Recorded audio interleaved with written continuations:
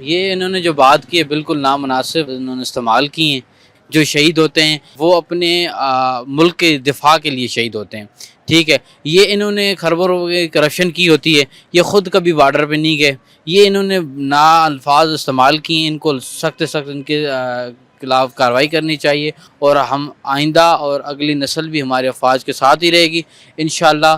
پاک فوج زندہ باد، پاک آرمی زندہ باد. بھائی فضل الرحمان نے اچھا نہیں کیا.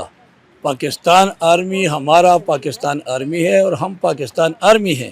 اس کے جوان جو بارڈروں پہ لڑ رہے ہیں، جا کے ان کے ماؤں سے پوچھو جو شہید ہو رہے ہیں، جا کے ان کے بچوں سے پوچھو، ان کی بیویوں سے پوچھو کہ پیسوں کے لیے وہ لڑ رہے ہیں.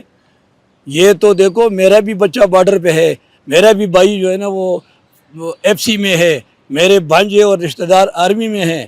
ہم یہ ہر کسی کا ہے، صرف میرا نہیں ہے.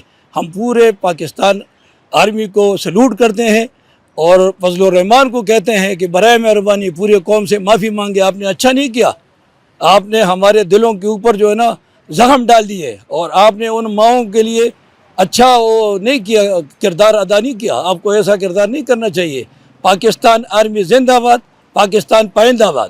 فضل الرحمان صاحب کا جو رویہ ہے پاک فوج کے جوانوں کے متعلق، ان کی شہادت کے متعلق، وہ بالکل بھی اچھا نہیں ہے. وہ بالکل ان کو ویسے نہیں کرنا چاہیے. ان کا تمسخر اڑانا بالکل بھی اس چیز کی اجازت نہیں دیتا کہ جو اس قوم کے نوجوان بیٹے ہیں جو سرحدوں پہ ہماری حفاظت کر رہے ہیں، اور فضل الرحمان ان کا مذاق اڑائیں، ان کی شہادت کا مذاق اڑائیں. پھر شہادت کی ڈیفینیشن کو بڑے عجیب و غریب سے طریقے سے یہ کرنا، یہ بالکل بھی قابل قبول نہیں ہے. اور میں یہ سمجھتا ہوں کہ فضل الرحمان کو قوم سے معافی مانگنی چاہیے. فضل الرحمان نے جو الفاظ استعمال کیے فوج کے خلاف، اس کے شدید الفاظ میں مذمت کرتے ہیں. اور اس طرح نہیں بولنا چاہیے کہ یہ کہتا ہے کہ فوج جو ہے نا پیسے لے کے نا بارڈر پہ شہید ہو دینا. یہ تو ملک کے لیے قربانی دیتے. اگر فضل الرحمان کے بچے کو اس طرح پیسے دیا جائے تو کیا وہ جا کے لڑے گا اس طرح؟ تو اس کے شدید الفاظ میں مذمت کرتے. یہ ہمارے شہداء ہے، اس کو ہم سپورٹ کرنی چاہیے، ان کے ساتھ شانہ بشانہ کھڑے ہونے چاہیے.